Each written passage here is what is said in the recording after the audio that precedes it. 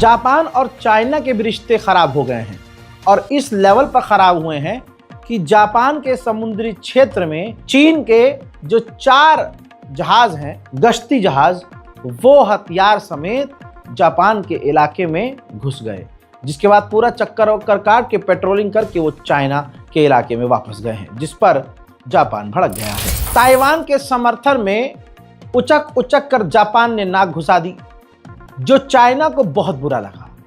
China ने भाई साहब धमकी दी जापान के एक आइलैंड का नाम लेकर। जापान के उस आइलैंड का नाम होकाकोई है। उन्होंने कहा कि होकाकोई से लेकर ओकिनावा, जापान की मशहूर जगह, ये दोनों हम खंडर बना देंगे, हम आग बना देंगे अगर जापान ने ताइवान के मामले में ज़्यादा उंगली की और इंटरफेयर किया तो हम उसकी मातृभूमि को खंडर बना देंगे। भाई चाइना कोई ऐरा गैरा थोड़ी है। अब जापान, फिलीपींस और अमेरिका ने अपने जहाज उड़ाए, तीनों ने मिलकर अपने अपने साथ, मतलब फाइटर जेट के साथ जहाज उड़ाए। चीन के खिलाफ ये तैयारी थी। चाइना ने कहा अच्छा, तो चाइना ने अपने परमाणु जहाज उड़ाए। तनाव इलाके में बढ़ रहा है। दोस्तों, अब जेन जी वाला जो प्रोटेस्ट मैक्सिको में शुरू हो गया है, मंजर आपके सामने रख रहा हूं। दोस्तों, वहां करप्शन के खिलाफ प्रदर्शन शुरू हो चुके हैं और राष्ट्रपति भवन में घुसने की कोशिश की गई है। कहा जा रहा है कि मैक्सिको में करप्शन हद से ज्यादा है और उसके खिलाफ अब नौजवान पीढ़ी सड़क पर उतर आई है और जबरदस्त हिंसा जारी है।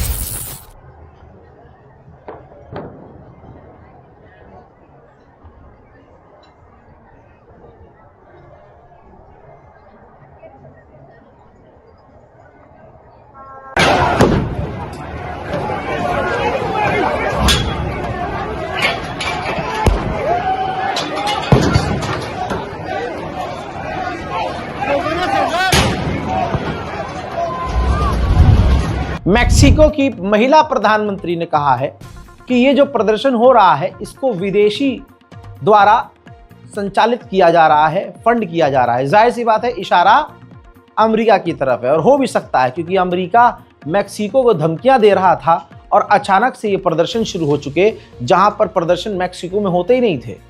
ऐसे प्रदर्शन, सरकार के खिलाफ राष्ट्रपति भवन में घुसने की कोशिश, तो यही बयान जो है मैक्सिको की प्रधानमंत्री ने दिया है कि ये विदेशी ताकतें हैं जो ये काम कर रही हैं। ब्रिटेन की इंटेलिजेंस ने वार्निंग दी थी अपने ही देश के तमाम हथियार बनाने वाली कंपनियों को कि अपने हथियारों में चाइना के पार्ट्स इस्तेमाल ना करें।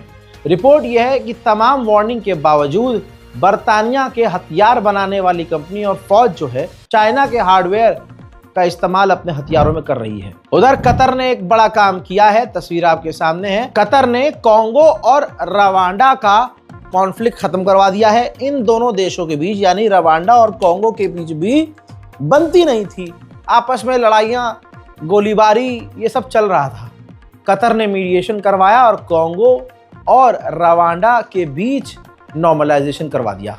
अमेरिका के विदेश मंत्री ने कहा कि इस दौर में, इंसानों के इस दौर में, चाइना सबसे ज्यादा अपनी फौज और मिलिट्री कैपेबिलिटीज को बढ़ा रहा है। सिर्फ चाइना ये नहीं कर रहा है बल्कि वो परमाणु ताकत भी बढ़ा रहा है, जिसको हम काफी करीब से नोट कर रहे हैं। Trump's pledge to resume testing of our nuclear capabilities, that includes delivery systems, is on par with what other countries around the world are doing. We got to make sure these things work and that they're safe. In terms of the Chinese nuclear program, that wasn't discussed in any of our meetings. That's something that happened at the staff level, but these are long-standing concerns. I mean, the Chinese are undertaking the most rapid military buildup in human history. So, and part of that is their expansion of their nuclear capabilities. So, obviously, we're keeping an eye on that, and I think everybody's concerned about that. हजरात, Venezuela के F-16 fighter jet ने एक unidentified उड़ती हुई चीज को मार गिराया है। अभी तक ये क्लियर नहीं हुआ है, वीडियो देखिए, अभी तक ये क्लियर नहीं हुआ है कि ये क्या चीज थी, लेकिन खबरों में यही बात आई है कि F-16 फाइटर जेट लगातार उड़ान भर रहे थे वेनेजुएला के और उसने उड़ती हुई किसी चीज को मार गिराया है।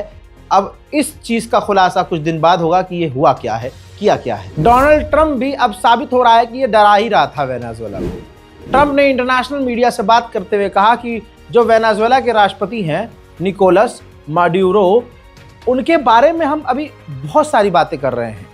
अब देखना यह है कि हम आगे क्या करेंगे, और हम तो मैं बात करना चाहूँगा, तो फिलहाल देखा जाएगा कि आगे क्या करना है। उधर आखिरकार वेनेजुएला के राष्ट्रपति घुटने पर आ गए हैं और उन्होंने अमेरिका को अपने ऑयल रिजर्व और बहुत सारी, जो आसान ज़बान में समझ लीजिए केमिकल्स हैं, उनको ऑफर कर दिया अमेरिका के लिए कि आप भले ही ये ले लो लेकिन आप हमला मत करना। तो वेनेजुएला घुटने पर, जाहिर सी बात है हर कोई ईरान नहीं होता। अब अमेरिकी सेनेटर की सुनिए, ये देखिए अमेरिकी सेनेटर ने लिखित में धमकी दी है कि जो वेनेजुएला के राष्ट्रपति हैं उनका वक्त करीब है, बहुत करीब है, उनका समय खत्म हो चुका है और वेनेजुएला के बाद क्यूबा और कोलंबिया का नंबर है। यानी अमेरिका, आप खुद देखिए, पूरी दुनिया के लिए आतंकवादी है या फिर ईमानदार देश। वेनेजुएला के राष्ट्रपति ने फिर से कहा है कि अमेरिका हमारे मामलों में इंटरफेयर न करे और अपना गंदा हाथ हमसे दूर रखे और हम पर हमला ना करें। वेनेजुएला के राष्ट्रपति कभी धमकी दे रहे हैं, कभी नरमी से बयान दे रहे हैं। इन तमाम चीजों के बीच अमेरिका ने वेनेजुएला की एक और बोट को उड़ा दिया है। दोस्तों, अमेरिका की 29% ही आबादी डोनाल्ड ट्रंप को इस मामले में सपोर्ट कर रही है कि आप वेनेजुएला पर हमला करो। ज्यादातर अमेरिकी जो आवाम है वो नहीं चाहती कि अमेरिका वेनेजुएला पर हमला करे। उधर अमेरिकी ऑफिशियल्स का दूसरा कहना है, उन्होंने कहा है कि तैयारी की जा रही है वेनेजुएला पर हमला करने की। हजरात मोहतरम, अंतर्राष्ट्रीय प्राइम टाइम रिपोर्ट में आज रज़ाग्राफी एक्सप्रेस पर इतना ही।